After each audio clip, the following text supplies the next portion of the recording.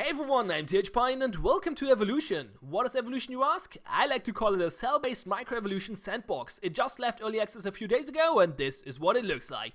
So I hesitate calling this a game because besides having some gamey elements, it doesn't really feel like a game. It doesn't have a goal, well it has some goals, but it doesn't really feel like a game. You will get the idea during the video, I hope. And I will go more into detail about that. But I also hesitate calling this a simulator because it's not actually simulating life. It's not simulating reality. It's simulating real concepts, though. It's simulating the concept of evolution and natural selection, but not on a real, with real physics or biology or whatever. And instead by this fantasy or evolutionary biology. These are cells, or these creatures are based on cells. Only a few though, a handful or two, or sometimes it's only one cell. And, well, they will evolve. They will lay eggs, and the next generation might evolve, or probably will evolve, and will change a little bit. Maybe not like on the outside, but on the inside, like the behaviors will change. Well, based on the evolution, they can learn. Well, not really, but they evolve new behaviors. And hopefully the better ones will survive. That's the idea of natural selection, right? So anyway, we can control those creatures, at least ours, by clicking the left mouse button. They will not, they're kind of hard to control. They have their own will, and they will sometimes not do what you want. But for the most part, you can control them. Trying to kill this thing. Maybe it gives us some food. Let's try to kill it. You fight by just bumping into it. Oh! It slipped through. It's not really taking damage, though. You can see its health over here. No, actually, it's not a selected one. This one's a selected one. There we go.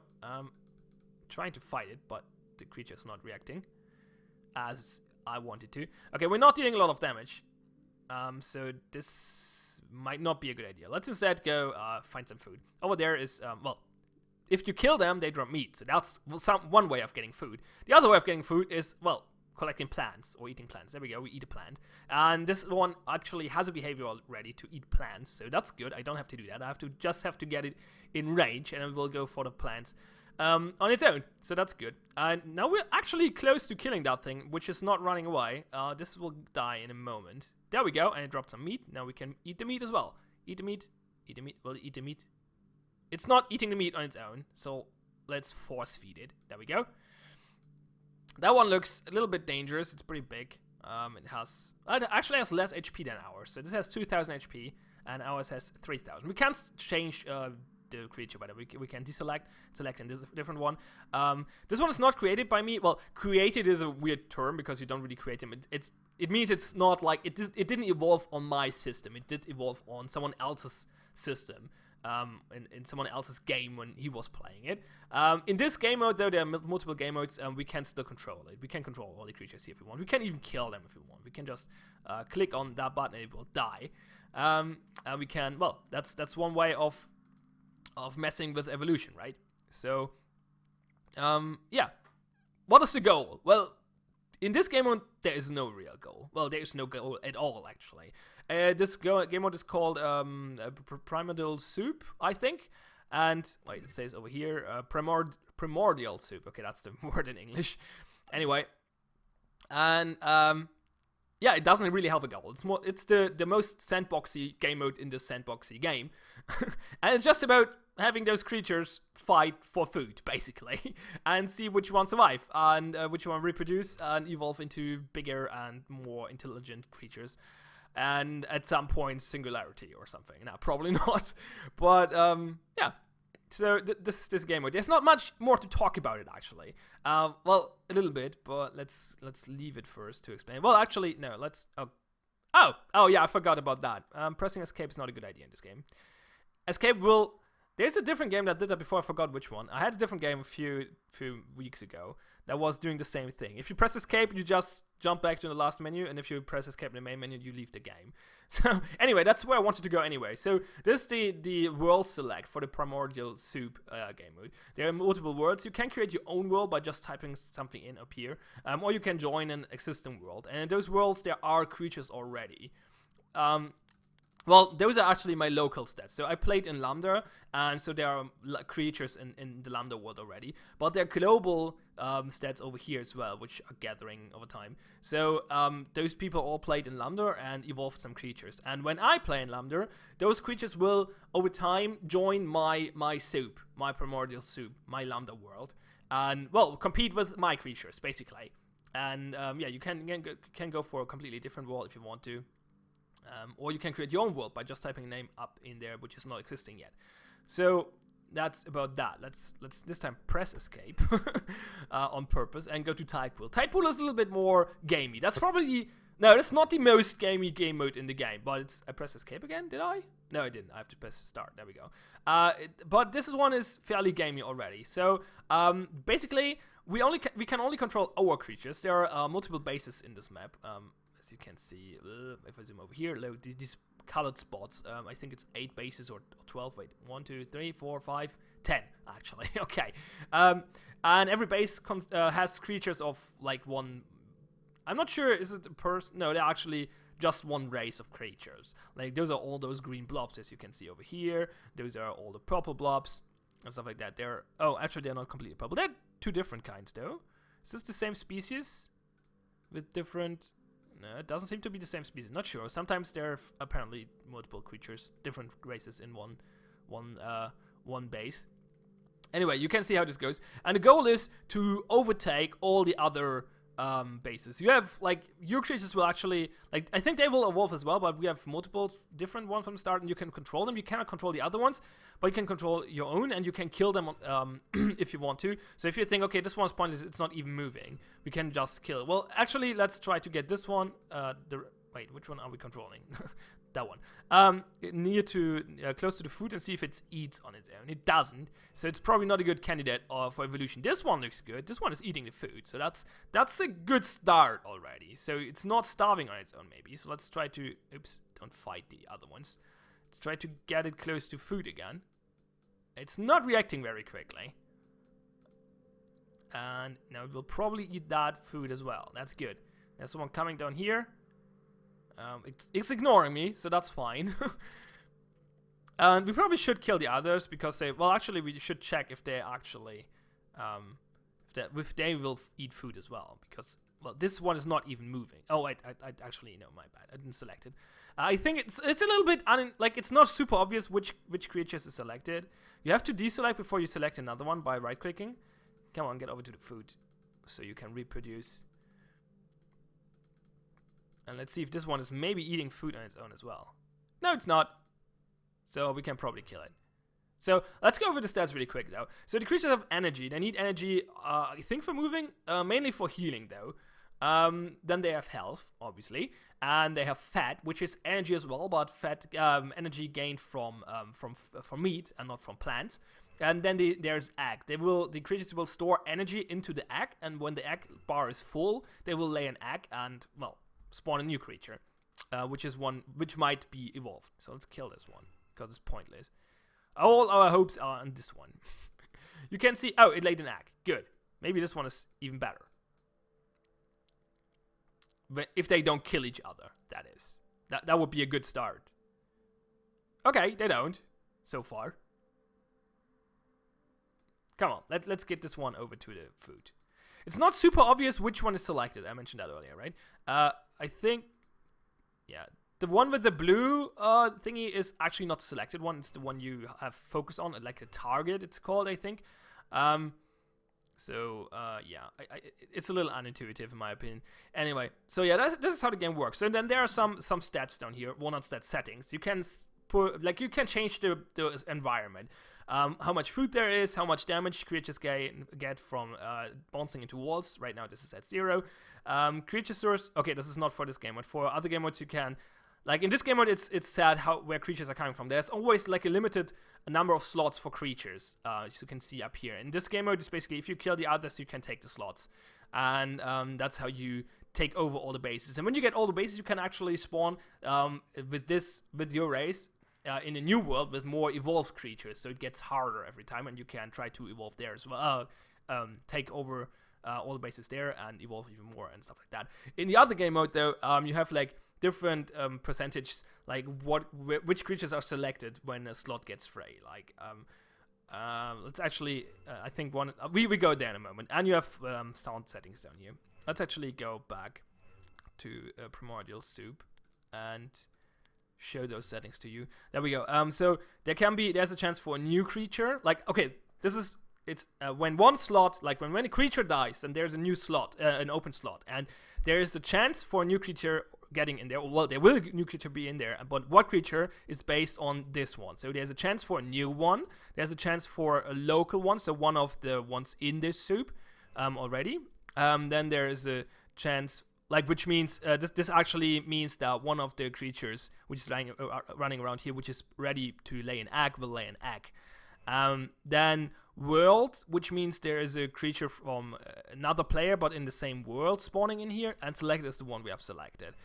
So basically, if you want to like have a good chance of overtaking the world, you probably want to do mostly like we'll put the selected percentage high up, so you can choose which one will reproduce. And yeah, basically that's how it goes. Anyway, so let's go to the third game mode, shall we? This is weird. I didn't really understood this. This is the laboratory. Why is it doing the tutorial again? Can we skip that? Well, I guess not. There's a tutorial. It's not that helpful, at least not for this game mode. For the other ones, it's okay. Now it tells me I should do this stuff again. I did this already. Why is it coming up with the tutorial again? Can we skip it somehow?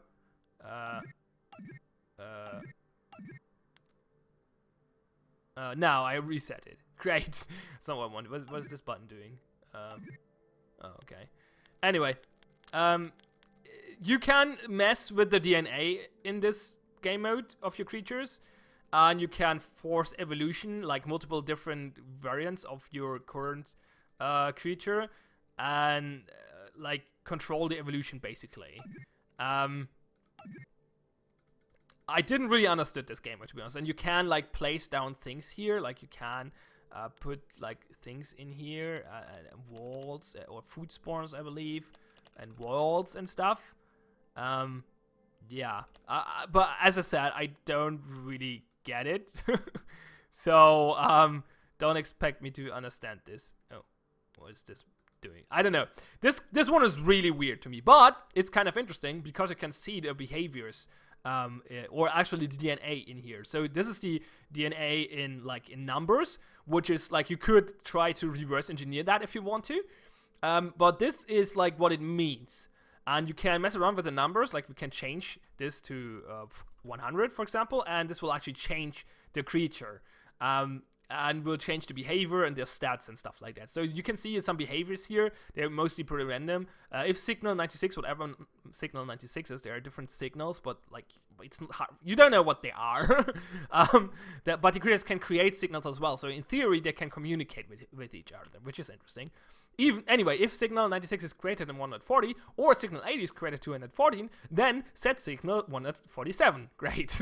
If health cell is health of cell 29 is created in 117, then move relative to target A some vector. So this is pretty crazy stuff, especially because all those behaviors are basically randomly generated, and they will just like change by mutation, which will then maybe lead to some kind of pseudo-intelligent behaviors. I don't know. I find it interesting, but it's weird. Let's put it that way.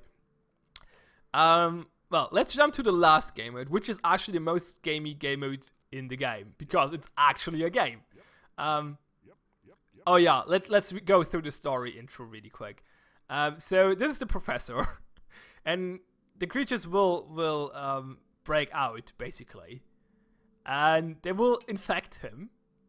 Well, I'm spoiling the story. Oh, why is this so loud? Sorry, headphone users. Okay, better. Why is this so loud? This is pretty loud. Let me change that really quick. Oop. So, that's better. Okay, basically, he's talking to his computer now. Let's skip this.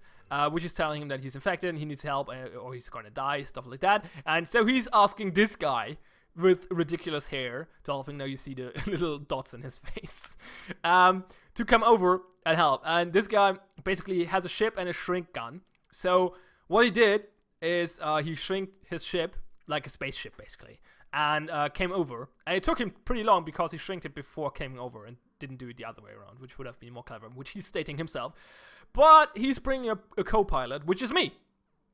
So because he's terrible at piloting. So what we're gonna do now, weirdly enough, is pilot the ship in the body of the Doctor, and it's weird.